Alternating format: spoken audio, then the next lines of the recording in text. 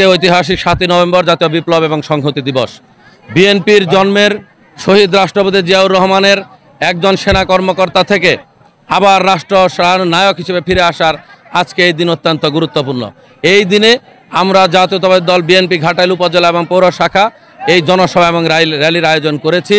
এই র্যালিতে ঘাটাইলের হাজার হাজার মানুষ, নারী পুরুষ বিএনপির প্রতি সমর্থন জানিয়ে অংশগ্রহণ করেছে এবং এই র্যালির মাধ্যমে আমরা এই ঘাটাইলবাসীকে যে মেসেজ দিতে চাই সেটা হলো যে আমরা যে ১৭ বছর আমাদের নেত্রী সহ আমরা যে লক্ষ লক্ষ নেতাকর্মী স্বৈরাচারের বিরুদ্ধে লড়াই সংগ্রাম করতে গিয়ে নির্যাতিত হয়েছি, নিপারিত হয়েছি, দেশের মানুষ ভোটাধিকার বঞ্চিত হয়েছে।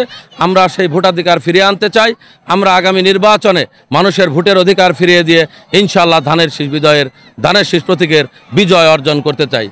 আর আমাদের এই যে নমিনেশন দেওয়ার পরে আপনারা দেখবেন যে বাংলাদেশের অনেক কিছু অঞ্চলে যারা এই দলের সিদ্ধান্তকে বিরোধিতাচরণ করে যারা দলকে ক্ষতিগ্রস্ত করার চেষ্টা করছেন, আপনারা দেখবেন তাদের পেছনে পতিত আওয়ামী লীগ ফ্যাসিস্ট এবং জামাতে ইসলামের লোকজনের অর্থ, মিডিয়া, ওই বট আইডি যেটাকে বলে, সেই ধরনের সোশ্যাল মিডিয়ায় সাপোর্ট দিয়ে এই কাজগুলো করানো হচ্ছে বিএনপিকে ক্ষতিগ্রস্ত করানোর জন্য।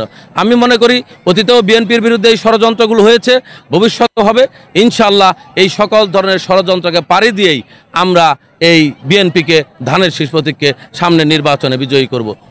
দলের মানুষের যে নিপীড়ন নির্যাতনের যে চিত্র, সেই চিত্র বলে দেয় যে বিএনপির প্রতি মানুষের যে আবেগ, যে অনুভূতি, যে ভালোবাসা। এখানে যারা ১৭ বছর আন্দোলন সংগ্রামের বাইরে ছিলেন, যারা ১৭ বছর দলের সাথে যোগাযোগ রাখেন নাই, সুবিধাজনক সময়ে এখন চাচ্ছেন আবার এসে দলে বিভক্তি তৈরি করে কিছু করতে চান, আমার বিশ্বাস বাংলাদেশের মানুষ, বিশেষ করে ঘাটাইলের মানুষ সেইটাকে গ্রহণ করবে না কোনোভাবেই।